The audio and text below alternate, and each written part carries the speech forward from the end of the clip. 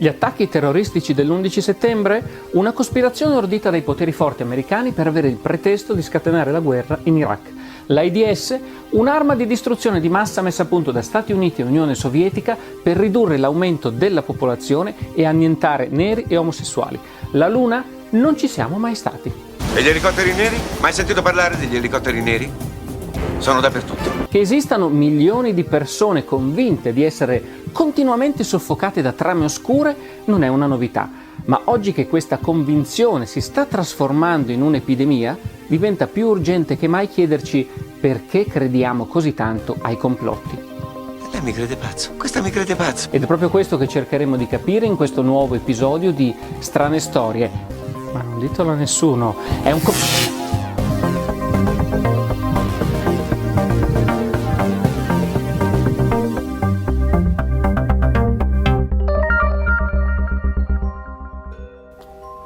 Ben ritrovati, io sono Massimo Polidoro e come ogni venerdì ci ritroviamo insieme per indagare storie misteriose e all'apparenza inspiegabili, ma come ormai sapete bene, spesso le apparenze ingannano. Se arrivate qui per la prima volta, ma come me siete curiosi di tutto ciò che è insolito e misterioso, vi invito a iscrivervi al mio canale e per non perdere i prossimi episodi vi suggerisco di cliccare anche sulla campanellina. E ora siamo pronti a... L'11 settembre, l'allunaggio, l'AIDS, l'omicidio Kennedy sono solo alcuni dei temi attorno a cui ruotano famose teorie della cospirazione, ma l'idea che il mondo sia governato da una cupola di pochi uomini potentissimi che agiscono in segreto per scopi illeciti non è una novità del nostro tempo. Il nero è bianco e il bianco è nero. È una visione inquietante del mondo e della storia, dove niente è come sembra, nulla è lasciato al caso e ogni cosa diventa parte di progetti e trame occulte che agiscono a livello planetario. Per cercare di comprendere perché tanta gente finisce per pensare che dietro ai fatti eclatanti della storia ci siano sempre trame occulte, il filosofo Karl Popper ha cercato di analizzare quella che chiama la teoria sociale della cospirazione. Questa teoria, scrive Popper, è simile a quella rilevabile in Omero. Egli concepiva il potere degli dei in modo che tutto ciò che accadeva nella pianura davanti a Troia costituiva soltanto un riflesso delle molteplici cospirazioni tramate dall'Olimpo. La teoria sociale della cospirazione è in effetti una versione moderna di questa visione della credenza, cioè in divinità i cui capricci e voleri reggono ogni cosa. Poiché la società si è secolarizzata, naturalmente il posto degli dei dell'Olimpo è stato preso da diversi uomini o gruppi potenti di pressione cui si può imputare di aver organizzato questo o quel disastro sociale. Tale idea, aggiungeva Popper, è molto diffusa, ma contiene molto poco di vero. Soltanto quando i teorizzatori della cospirazione giungono al potere, essa assume il carattere di una teoria descrivente effetti reali. Per esempio, quando Hitler conquistò il potere credendo nella bufala della cospirazione dei vecchi saggi di Sion, egli cercò di non essere da meno con la propria controcospirazione e inaugurò una buia stagione di terrore, vendetta e paranoia. Per lo storico Richard Hofstadter, che ha insegnato alla Columbia University, l'idea che molti eventi storici importanti siano il prodotto di grandi cospirazioni è centrale nell'immaginario collettivo del popolo americano, sin dalla nascita della Repubblica. Se ne trovano tracce già nel 1760, quando prese corpo la convinzione dell'esistenza di un piano segreto messo in atto dal governo inglese per togliere ai coloni americani i diritti che si erano conquistati. L'esplosione di tali idee arriva però dopo il 1963, quando per spiegare l'assassino del presidente Kennedy ebbero una diffusione straordinaria varie teorie secondo cui l'assassino, Lee Harvey Oswald, non aveva agito da solo, ma era soltanto l'esecutore o una marionetta di una cospirazione che coinvolgeva gruppi misteriosi e potenti. Vi rimando a un episodio precedente dove per l'appunto abbiamo parlato delle teorie del complotto legate all'omicidio Kennedy. Questo fenomeno, secondo Hofstadter, va interpretato applicando le categorie della psichiatria al pensiero sociale. Si tratta di un modo di pensare, lui dice, paranoico e in questo senso distorto, che deve essere denunciato e rifiutato. È un chip per l'identificazione, così si può rintracciare un animale dovunque si trova. Lo inserisci sotto la pelle di un cane, è come una carta d'identità. Non dico, da qui il passo è breve, quando cominceranno a metterla addosso a noi e ai nostri figli. Esiste però una fondamentale differenza tra il rappresentante politico dello stile paranoico e il paranoico clinico, spiega Hofstadter. Entrambi tendono a infiammarsi e sono estremamente diffidenti, aggressivi, grandiosi e apocalittici nel modo di esprimersi. Il paranoide clinico, il malato psichiatrico, insomma, vede il mondo ostile e cospiratorio nel quale sente di vivere come rivolto specificatamente contro di sé.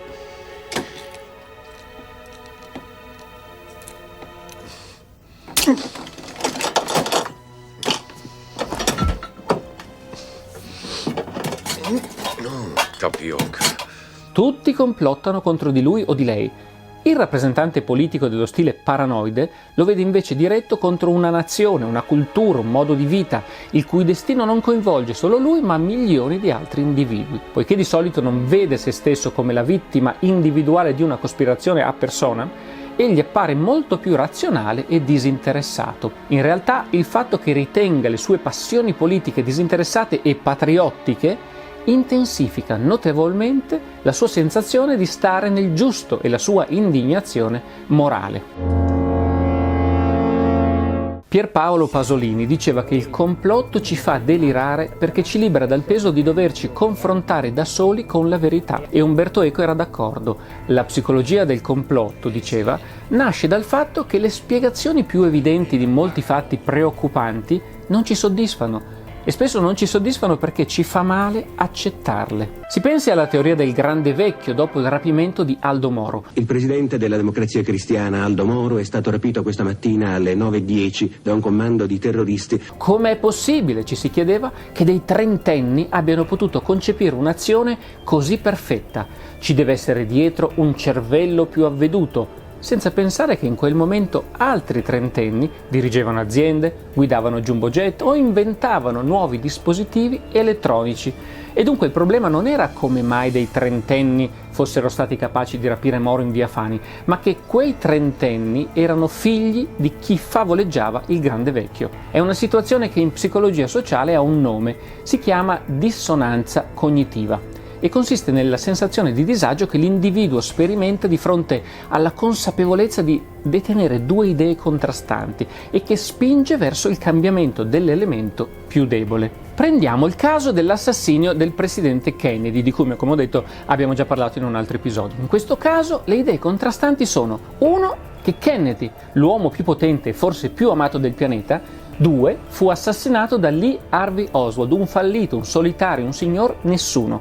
Il regno di Camelot abbattuto da un reietto, insomma. Non sembra una situazione equilibrata e dunque per ridurre il disagio e riportare l'equilibrio occorre aumentare il peso dal lato di Oswald. Non poteva essere solo, dovevano esserci altri cecchini con lui, era solo una pedina della CIA o del KGB, era innocente e fu trasformato nel capro espiatorio di un complotto che vedeva coinvolti mafia, FBI, il vicepresidente Johnson, l'industria militare, gli anticastristi e così via. La stessa cosa succede quando ci si trova di fronte alla morte prematura di una celebrità amata dal pubblico, come Marilyn Monroe, Jim Morrison, Elvis Presley, Michael Jackson o la principessa Diana. La dissonanza cognitiva è pronta a entrare di nuovo in gioco. Non sembra accettabile che una star possa morire per un'overdose di medicinali o di farmaci, per un banale incidente automobilistico, come del resto accade a tantissima gente normale. Più adeguato immaginare complotti elaborati per togliere di mezzo personaggi scomodi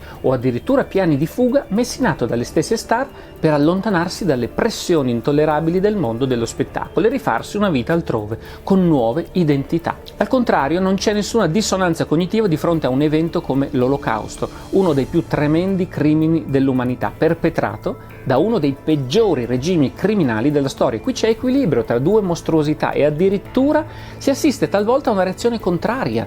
Nel tentativo di alleggerire le colpe del regime nazista c'è infatti chi cerca in tutti i modi di ridimensionare la portata della Shoah, che vide lo sterminio di 6 milioni di persone ebree, e addirittura vorrebbe negare che l'Olocausto sia mai avvenuto.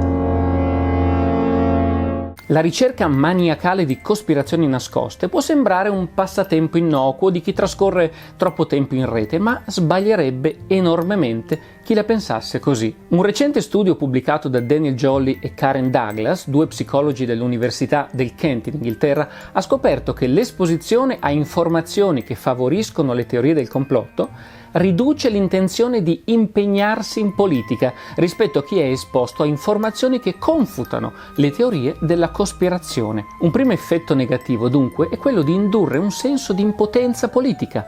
Che cosa può fare la gente normale, insomma, se il mondo è gestito da società segrete come gli Illuminati, da famiglie o personaggi facoltosi come i Rockefeller, i Rothschild o Soros, o da agenzie di intelligence come la CIA o il KGB, che operano in segreto per stabilire un nuovo ordine mondiale? Tanto vale arrendersi, no? Un secondo effetto, oltre a quello di creare angoscia per qualcosa che magari non esiste e non costituisce un reale pericolo, è quello di produrre autentici danni sociali. Credere che i vaccini siano responsabili dell'autismo, per esempio, teoria che non ha alcun fondamento e che nasce dalla truffa di un medico radiato dall'albo, Andrew Wakefield, può avere effetti devastanti. Chi rifiuta di vaccinare i propri figli, infatti, non solo li espone al rischio di malattie terribili che si ritenevano debellate, ma piuttosto contribuisce anche alla diffusione dei virus nel resto della popolazione. Un ultimo, ma non per questo meno deleterio effetto delle teorie della cospirazione è quello di deviare l'attenzione verso pericoli immaginari o infondati, distogliendola dalle minacce autentiche. Ecco allora scendere in piazza gruppi di persone che manifestano contro le scie chimiche, l'innocua condensa degli aeroplani scambiata per misteriosi gas benefici dispersi nell'aria al fine di sterminare l'umanità, alterare il clima o chissà che altro, invece di dirigere la propria protesta verso le autentiche fonti di inquinamento che stanno alterando il clima, come gli scarichi delle automobili, la deforestazione o lo smaltimento abusivo di rifiuti tossici. Un paio di anni fa mi sono imbattuto in un documento del Pentagono riguardante le procedure di declassificazione. Scrive a questo proposito il filosofo e linguista americano Noam Chomsky. Tra le altre cose, dice, proponeva che il governo dovesse periodicamente declassificare informazioni riguardanti l'assassinio Kennedy. Lasciate che la gente cerchi di capire se Kennedy sia stato ucciso dalla mafia, così gli attivisti si impegneranno in un folle e inutile inseguimento anziché andare appresso ai veri problemi e organizzarsi. Chomsky, insomma, immagina quasi un complotto delle teorie del complotto, dove a trarre maggior beneficio dalla circolazione di queste teorie sono proprio le istituzioni che si vorrebbero colpire. Per tutti questi motivi l'Università di Cambridge ha avviato un progetto per studiare e capire l'impatto delle teorie della cospirazione sulla democrazia, non per smontare specifiche teorie, ma piuttosto per comprendere come le persone se ne servono per dare un senso al mondo e come funzionano le società. Eppure, si potrebbe obiettare, le cospirazioni non mancano. Dalla congiura per uccidere Cesare a quella dei pazzi per stroncare l'egemonia dei Medici nella Firenze rinascimentale, dall'assassinio del presidente Lincoln fino allo scandalo Watergate che portò alle dimissioni del presidente americano Richard Nixon, gli esempi abbondano e non sono solo i paranoici a vederli. Prima di chiudere questo episodio vi racconterò la storia di un autentico complotto verificatosi nel nostro paese pochi decenni fa che avrebbe potuto portare nuovamente l'Italia sotto una dittatura. Tuttavia, il più delle volte i complotti sono solo immaginari. Le teorie del complotto non stanno in piedi matematicamente. Ad esempio, riguardo allo sbarco sulla Luna, ok? Hanno calcolato che se fosse stato un falso avrebbero dovuto mantenere il segreto 411.000 persone e in 47 anni finora nessuno di loro avrebbe mai aperto bocca. Vi sembra possibile? Cioè, se io adesso vado dietro le quinte, ok? E invito la costumista a cena, ve lo giuro che entro un nanosecondo vengono a saperlo mia moglie, i suoi avvocati, tutto il teatro e metà della Lombardia. Ed è vero, spesso si è portati a credere alle teorie della cospirazione perché effettivamente i governanti non di rado legittimano questo tipo di sospetti. Decisioni e comportamenti illeciti da parte di chi ha il potere, una volta scoperti, alimentano il sospetto e la sfiducia nei confronti delle istituzioni. Si tratta ovviamente di abusi e reati che vanno scoperti e denunciati, ma c'è una bella differenza tra chi denuncia soprusi e illeciti governativi e chi va a caccia di cospirazioni ovunque. I primi raccolgono fatti e sulla base di quelli cercano di costruire una tesi che permetta di spiegare tutti gli episodi raccolti. È tutto un insabbiamento, dobbiamo soltanto trovarne le prove. E un pezzo per volta trovarono la soluzione del giallo più sensazionale di tutta la storia d'America. I secondi invece partono con un'idea preconcetta. Per esempio, l'11 settembre non può essere opera di Al-Qaeda, devono essere stati per forza gli stessi americani ad aver organizzato gli attentati per avere il pretesto di scatenare una guerra in Iraq. È stato tutto organizzato dalla CIA per fornire un pretesto a Bush che voleva invadere l'Iraq e prendersi tutto il petrolio. Perché Bin Laden faceva affari con la famiglia Bush, che metteva l'antrace sulle buste per favorire la diffusione della posta elettronica, con le quali poi Trump avrebbe inchiodato Hillary Clinton, che tra l'altro non è la Clinton vera, ma è una sosia perché quella vera è morta di polmonite. E da questa premessa vanno alla ricerca di fatti e particolari che la soddisfino e sembrino confermarla, scartando e ignorando allo stesso tempo tutto ciò che contrasta con questa idea. Ma la cosa interessante è che i complotti o riescono e vengono subito alla luce, l'uccisione di Giulio Cesare, o non riescono e vengono subito alla luce, la denuncia di Catilina da parte di Gesù. Cioè i veri complotti lo sappiamo subito che ci sono stati. Come si distingue allora un complotto immaginario da uno vero? Per Marco Revelli, docente di scienza della politica all'Università del Piemonte Orientale, una teoria cospirativa si fonda su 3 principi: l'attribuzione degli eventi a una specifica intenzionalità umana, la rigida distinzione tra forze del bene e del male, la credenza in una realtà occulta e sotterranea. Il primo di questi aspetti, quello cioè di immaginare che gli eventi del mondo procedano ordinatamente, senza caos o arbitrarietà, è forse quello che rivela meglio i limiti del teorico della cospirazione. Le teorie della cospirazione sono plausibili, certo, ma schematiche e coerenti, funzionano in maniera razionale, lineare, rispecchiando così il modo di procedere della mente umana, più che la realtà, che spesso è casuale e incoerente. Nelle teorie del complotto, insomma, il caso non gioca alcun ruolo. Tutto è programmato e riconducibile a una precisa volontà nascosta che controlla ogni singolo evento, ma non funziona così. Il complotto dei paranoici del complotto prende un po' la funzione di Dio che governa una specie di piccolo Dio hegeliano, mal riuscito, che attraverso la storia determina il fato, il destino degli uomini, i quali invece non possono reagire. Ma questa è appunto la paranoia del complotto. All'inizio abbiamo citato il filosofo Karl Popper. Ebbene, egli non ha mai negato l'esistenza di cospirazioni, ha invece puntualizzato come esse non si realizzino mai o quasi mai nei modi in cui gli attori coinvolti si aspettavano. Che l'assassinio di Marat o quello di Lincoln abbiano agito da soli o con dei complici, non sembra che quelle azioni abbiano poi giovato rispettivamente alla causa legittimista o alla causa dei sudisti.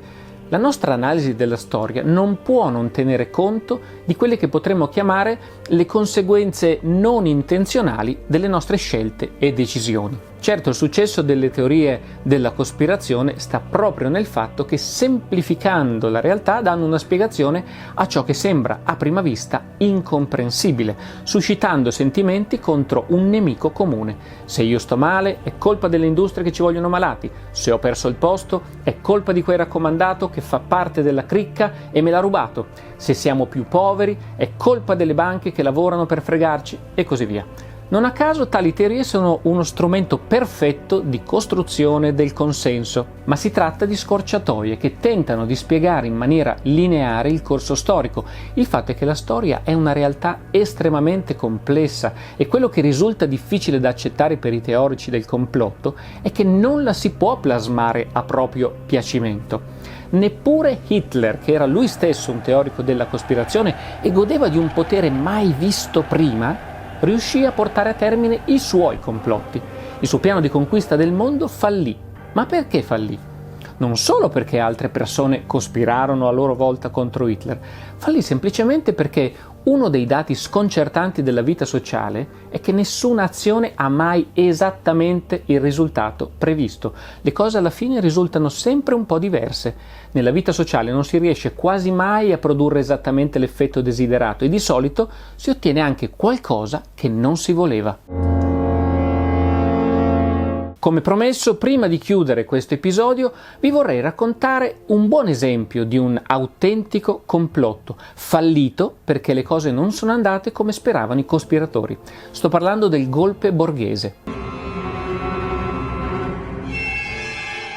Si tratta di un tentativo di golpe militare che era pronto a scattare in Italia la sera dell'8 dicembre 1970 e che prendeva il nome dal suo ideatore, il principe romano Junio Valerio Borghese, ex comandante della 10ª MAS, un reparto della marina fascista. Secondo il piano, che a sentire Borghese aveva l'adesione di un centinaio di parlamentari, del SID, il servizio segreto militare di allora, della loggia P2 di Licio Gelli, della mafia e l'appoggio dell'ambasciata americana, lo scopo era quello di impedire che il Partito Comunista arrivasse al governo. Oggi combatto contro degli italiani. Oggi parlo con degli italiani quando le dico che i nostri nemici più pericolosi in Italia sono i comunisti. Per evitarlo, il paese sarebbe dovuto cadere sotto una dittatura fascista e gli oppositori comunisti e sindacalisti avrebbero dovuto essere uccisi o deportati in Sardegna. Quella notte di dicembre, grazie ad alcuni infiltrati, un gruppo di eversori si introdusse effettivamente nell'armeria del Ministero degli Interni e caricò di mitra 2 camion. Altri gruppi erano pronti a catturare il Presidente della Repubblica, a uccidere il capo della polizia e a occupare la sede della Rai TV. All'ultimo momento però arrivò il contrordine e il golpe non scattò. Documenti americani riservati da poco resi pubblici sembrano dimostrare che i golpisti furono informati che gli Stati Uniti non avrebbero riconosciuto il nuovo governo e ciò bastò a fermarli. Una decisione inattesa all'ultimo minuto e il complotto, ordito in maniera tanto precisa, si dissolse nel nulla. Borghese, per me, ripeto, è stata un'ingenuità di alcuni, un'esaltazione di altri, una montatura di altri ancora. Ma secondo lei chi li fermò? La pioggia. Io sono Massimo Polidoro, vi ringrazio per essere stati con me e vi invito a iscrivervi al mio canale. Vi segnalo che sul tema di complotti e cospirazione ho scritto più volte nei miei libri, in particolare in Rivelazioni, il libro dei segreti e dei complotti. Se poi volete seguire più da vicino il mio lavoro, potete farlo attraverso le stories che pubblico su Instagram oppure attraverso il gruppo Facebook o anche ricevendo l'Esploratore dell'Insolito, la mia newsletter settimanale con cui condivido anteprime e anticipazioni sul mio lavoro. Ovviamente anche sul mio canale YouTube è attiva una community dove segnalo eventuali dirette e altre iniziative. Qui invece ci rivediamo venerdì prossimo alle 13:30 con un nuovo misterioso episodio di Strane Storie.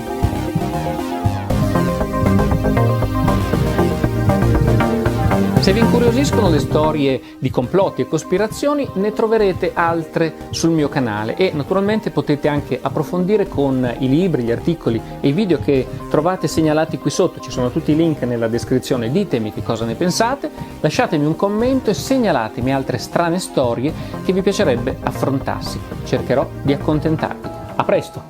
I complotti ci sono, i complotti non ci sono, è un bene, è un male, alla fine è tutta questione di punti di vista. E in che senso, scusi? Beh, è un po' come quel tale che incontra un amico e gli dice: sai, sono un ottimista, credo di vivere nel migliore dei mondi possibili. E l'altro: beh, anch'io credo di vivere nel migliore dei mondi possibili, ma è proprio per questo che sono pessimista.